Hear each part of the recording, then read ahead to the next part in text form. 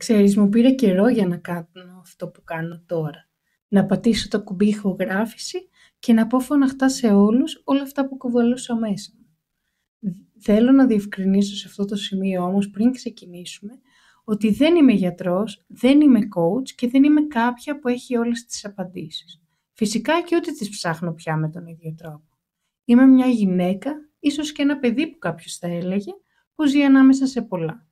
Ανάμεσα σε στιγμές υγείας και σε μέρες που κάτι πονά αλλά δεν φαίνεται, ανάμεσα σε προσμονή και παύση, ανάμεσα στο προχωράω και στο μένω ακίνητη, γιατί δεν ξέρω πού να πάω. Είμαι ανάμεσα στο αντέχω και στο δεν γίνεται άλλο. Και μέσα σε όλα αυτά ψάχνω να βρω ένα χώρο να αναπνεύσω, να υπάρξω. Ελπίζω λοιπόν ότι αυτό το podcast είναι αυτός ο χώρος για μένα. Θέλω να υποθούν πράγματα που δεν λέγονται εύκολα. Να ακουστούν σιωπές που δεν τις καταλαβαίνει κανείς αν δεν τις έχει ζήσει. Σαν σήμερα λοιπόν, 18 Ιουνίου του 2015, ξεκίνησε η ιστορία της ζωής μου να αλλάζει. Λίγο πριν κλείσω τα 21 γενέθλιά μου. Γι' αυτό και 10 χρόνια μετά είμαι έτοιμη πια να μιλήσω. Το ξεκινώ γιατί κάποτε θα ήθελα να είχα ακούσει κι εγώ μια φωνή σαν τη δική μου να μου λέει «Δεν είσαι μόνη, δεν είσαι λάθος, δεν χρειάζεται να είσαι τέλεια για να αξίζεις». Και σήμερα ελπίζω εγώ να είμαι αυτή η φωνή για σένα. Είμαι λοιπόν η Κάτια και αυτό είναι το Ζω Ενδιάμεσα. Καλώς ήρθες.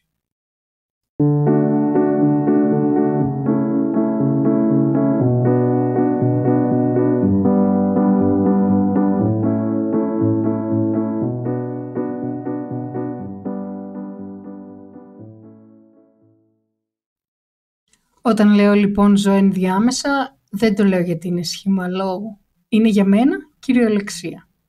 Με ρίζες σε 2 χώρες, αλλά χωρίς να νιώθω πλήρως μέσα σε καμία. Νιώθεις ότι ανήκεις και στις 2, αλλά ανήκεις διαφορετικά.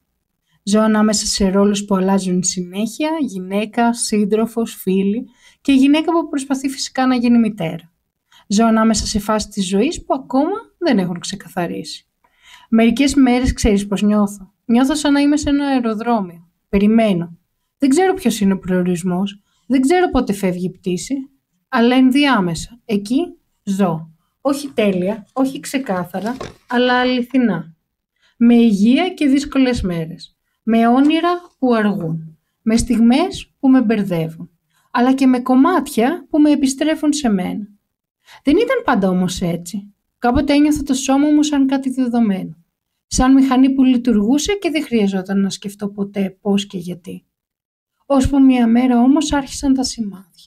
Μικρά ήταν στην αρχή. Ένας πόνος στα δάχτυλα, σαν να είχα κουραστεί από τη δουλειά. Μια δισκαμψία, ένα βάρος που δεν έφευγε. Στην αρχή έκανα αυτό που κάνω πάντα. Τα αγνόησα. Και μετά τα εξήγησα λογικά. Άγχος είναι, θα περάσει. Μα το σώμα μου δεν ξεχνούσε. Και όσο εγώ το προσπερνούσα, τόσο εκείνο επέμενε. Ήθελε να με σταματήσει. Ήθελε να μου πει ότι κάτι αλλάζει.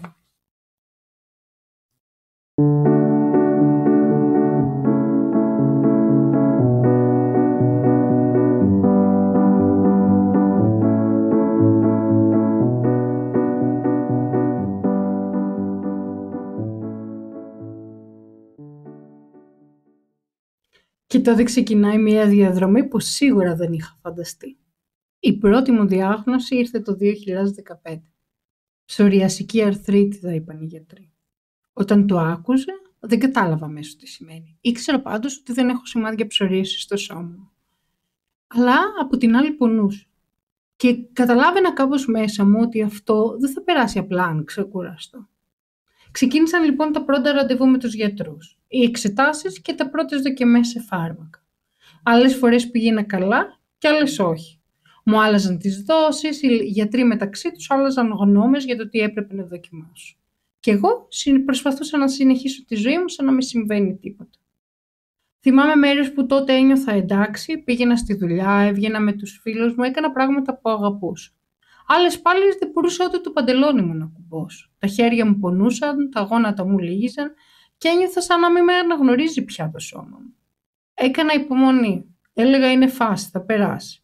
Αλλά οι φάσεις αυτές σιγά σιγά γινόταν η νέα μου κανονικότητα. Δεν ήμουν πια η παλιά Κάτια.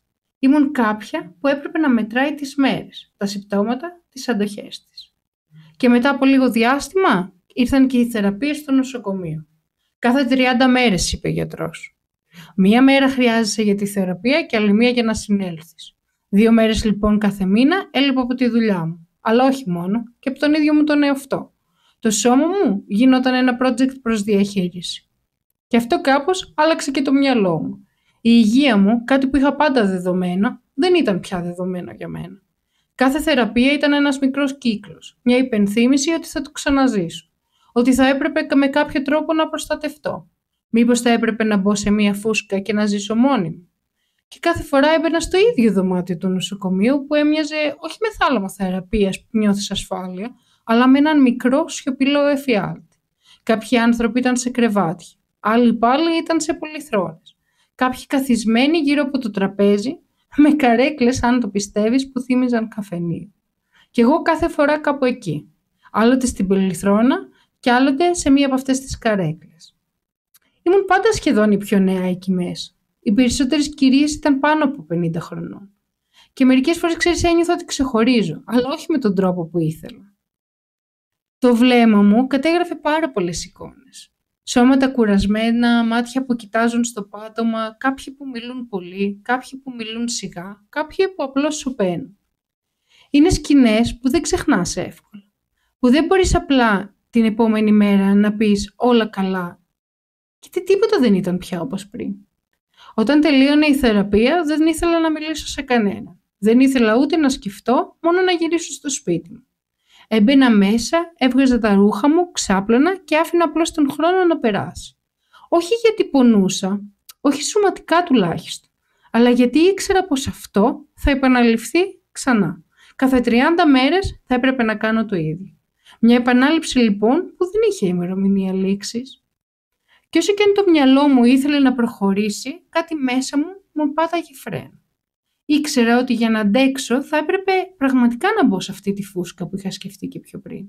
Να προστατεύσω τον εαυτό μου από μένα, από το βάρος αυτής της επανάληψης.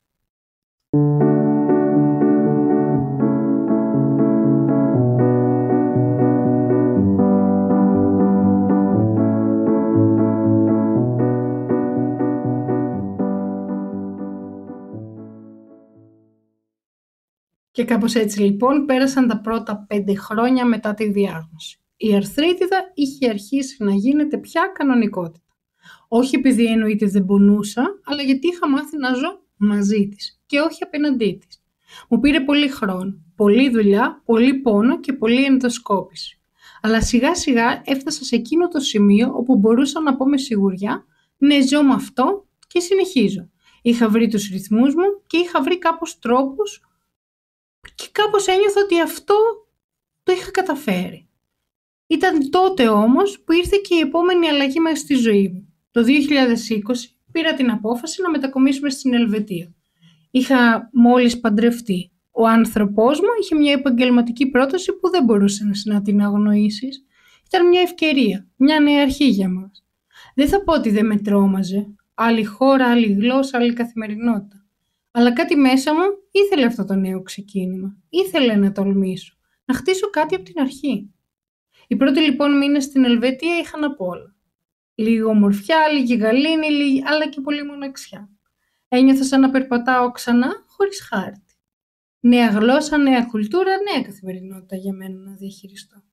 Και μέσα σε όλα αυτά είχα και μια μικρή αίσθηση ελευθερίας.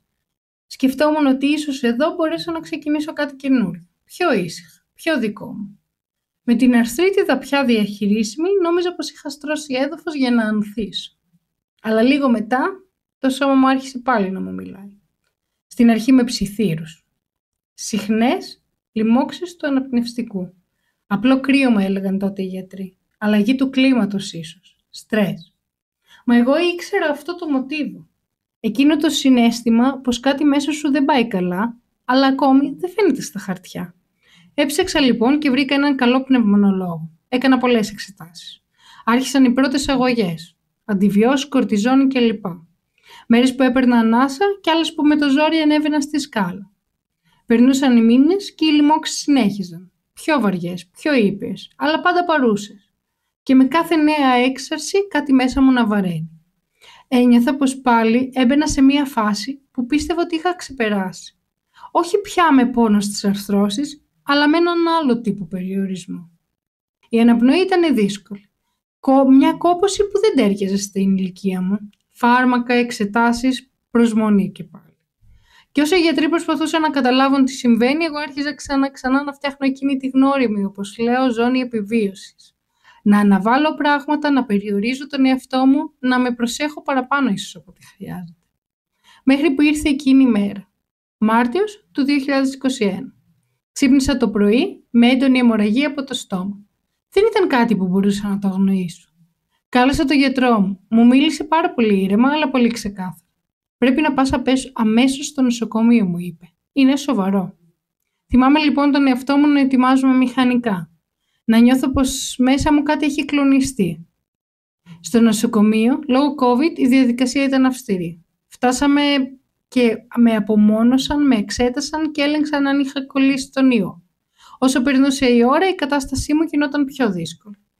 Ασφυξία, ταχυκαρδία και να ακούω τους γιατρούς να μιλούν για σημάδια πνευμονικής εμβολής. Όλα μαζί.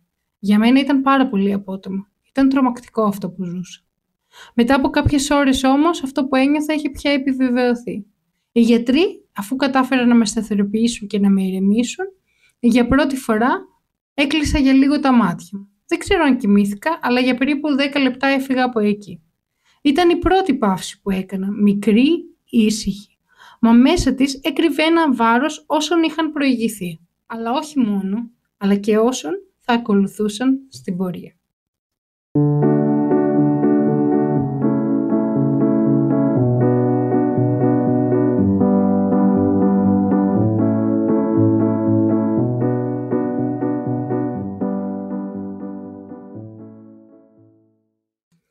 Λίγο αργότερα λοιπόν ήρθε ένας γιατρός. Έκατσε δίπλα μου. Ήρεμος, ευγενικός, από εκείνους που σου μιλούν ανθρώπινα και όχι μόνο ιατρικά.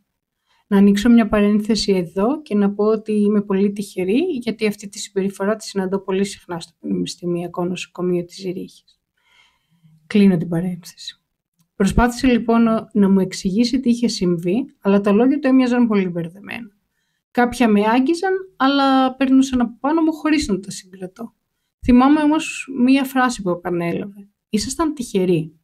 Με κοίταξε ήσυχα και μετά είπε «Αν είχατε έρθει μια ώρα αργότερα, δεν θα ψάχναμε τι έχετε. Θα ψάχναμε γιατί φύγατε από τη ζωή». Ήταν τόσο καλός. Δεν είχε στόχο να με τρομάξει. Απλώς ήθελε να μου πει την αλήθεια για να ξέρω που βρίσκομαι. Κι εγώ απλά έμεινα σιωπηλή. Δεν απάντησα ποτέ. Και μέσα σε εκείνη τη σιωπή κατάλαβα κάτι που δεν λέγεται εύκολα. Τίποτα πια δεν είναι δεδομένο για μένα. Εκείνη η μοναξιά δεν ήταν απλώς το ότι ήμουν μόνη μου. Ήταν το ότι ήμουν εγώ με το σώμα μου, με την αναπνοή μου, με τη σκιά εκείνη του παραλίγου. Και κάπου εκεί άρχισα να συνειδητοποιώ κάτι πολύ σημαντικό.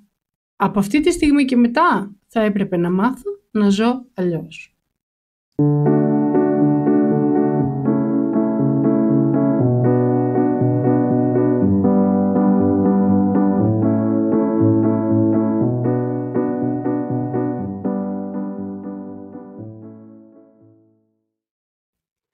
Μετά από 10 μέρες λοιπόν που βρισκόμουν μέσα στο νοσοκομείο, ήρθε και το όνομα της κατάστασης. Το δεύτερο αυτό άνοσο είχε πια ταυτότητα.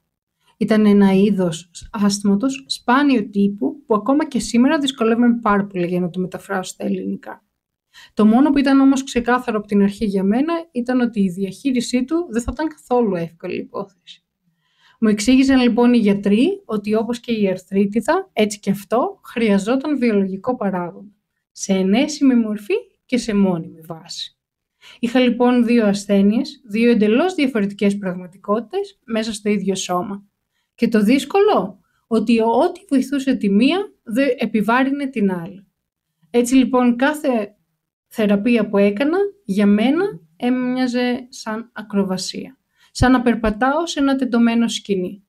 Κάθε μέρα και να προσπαθώ να μην χαθώ ούτε από τη μία πλευρά ούτε από την άλλη.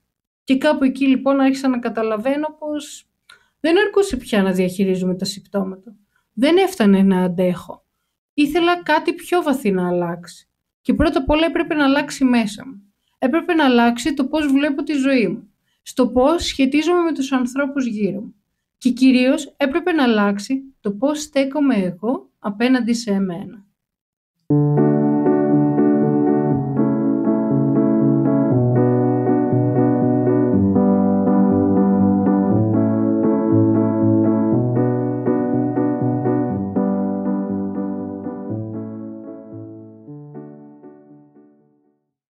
Και ότι αν ήθελα να υπάρχω μέσα σε αυτή, θα έπρεπε πρώτα να μου δώσω χώρο. Θα έπρεπε να με δω αλλιώς. Όταν πια κατάλαβα ότι δεν μπορούσα να το περάσω όλο αυτό μόνη μου, ζήτησα βοήθεια. Απευθύνθηκα σε έναν ψυχολόγο. Όχι γιατί έσπασα ή γιατί ήμουν αδύναμη, αλλά γιατί ήθελα να καταλάβω. Τι δεν έβλεπα, τι δεν άκουγα, τι ακριβώς ζήτουσε το σώμα μου, αλλά το μυαλό μου και η ψυχή μου δεν μπορούσαν να το αντιληφθούν. Δεν ήθελα απλώς να αντέχω, ήθελα να μάθω να υπάρχω μέσα σε αυτή τη νέα συνθήκη, χωρίς όμως να σβήνω τον εαυτό μου. Ήθελα να ακούσω την αλήθεια, τη δική μου, όχι τη γενική ή τη σωστή ή αυτή που πίστευαν οι άλλοι ότι έπρεπε να πούν σε μένα. Και μέσα από εκείνη τη διαδικασία άρχισα σιγά σιγά να αλλάζω. Όχι φυσικά με θεαματικό τρόπο, αλλά με μικρές εσωτερικές μετατοπίσεις. Υπήρξαν πολλές μέρες που μέσα μου γύριζε μια ερώτηση. Γιατί σε μένα, γιατί δύο αυτό άνοσα, γιατί αυτό το σώμα που μια ζωή το φρόντιζα να με πληγώνει έτσι, γιατί να φοβάμαι κάθε φορά που πονάω αν είναι κάτι συνηθισμένο ή απλώς το επόμενο χτύπημα. Και μέσα σε αυτές τις ερωτήσεις δεν ήταν μόνο πόνος, ήταν ταυτόχρονα και η ενοχή. Μήπως έκανα εγώ κάτι λάθος, μήπως δεν με προστάτευσα αρκετά, μήπως δεν άκουγα τα σημάδια όταν ήρθα. Ζήτησα βοήθεια λοιπόν για να βρω απαντήσεις, αλλά τελικά βρήκα κάτι πιο ουσιαστικό. Μια άλλη ερώτηση. Όχι γιατί εγώ, όχι γιατί σε μένα, αλλά πώς μπορώ να ζήσω με αυτό. Πώς μπορώ να είμαι μέσα σε όλο αυτό χωρίς να διαλύομαι. Πώς μπορώ να με φροντίζω, να με στηρίζω και να με αγαπάω έτσι όπως είμαι.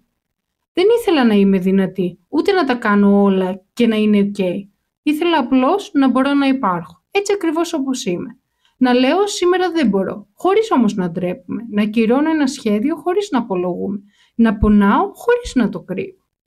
Και ξέρεις, ακόμα και τώρα, μετά από τόσα χρόνια, δυσκολεύομαι πάρα πολύ να το παραδεχτώ. Να πω δυνατά ότι δεν αντέχω πάντα. Ότι υπάρχουν μέρες που νιώθω εύθραστη. Μέρες που κουράζομαι όχι μόνο σωματικά, αλλά βαθιά ψυχικά. Αλλά αν κάτι έμαθα μέσα από όλα αυτά, είναι ότι η παραδοχή δεν είναι αδυναμία, αλλά είναι μια άλλη μορφή δύναμης. Μια άλλη μορφή δύναμης που δεν την ήξερα πριν. Το να μην προσποιείσαι, το να στέκεσαι απέναντι στον εαυτό σου και να λες έτσι είμαι και έτσι αξίζω να υπάρχω.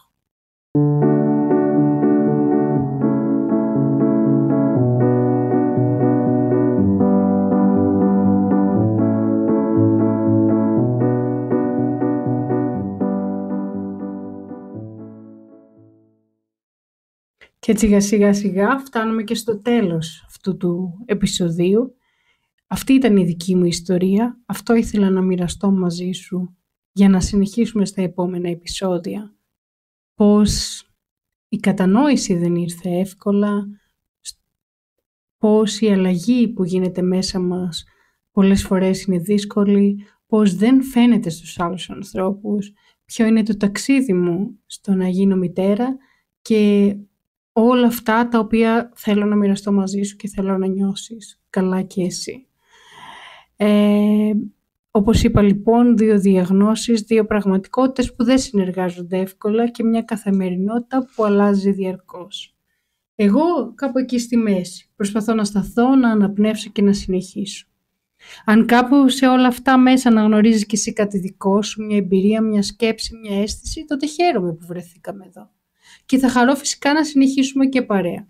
Όπως σου είπα, στα επόμενα επεισόδια θα μιλήσουμε για πολλά. Το αμέσως επόμενο είναι για την κατανόηση. Είναι για εκείνη που δεν ήρθε εύκολα, που άργησε. Που κάποιες μέρες μοιάζει να έχει φτάσει και άλλες πάλι εξαφανίζεται. Για το πώς είναι να προσπαθείς να καταλάβεις τον εαυτό σου, ενώ όλα γύρω και μέσα σου αλλάζουν. Αν λοιπόν είσαι έτοιμος ή έτοιμη, έλα να το περάσουμε μαζί. Σε αυτό δεν χρειάζεται κανένας να είναι μόνος του. Μέχρι το επόμενο επεισόδιο, φρόντισε το σώμα σου. Και αν κάποιες φορές δεν μπορείς, δεν πειράζει. Απλώς να του κρατάς το χέρι. Είμαι η Κάτια λοιπόν και αυτό ήταν το πρώτο επεισόδιο του Ζω Ενδιάμεσα. Καλώς ήρθες.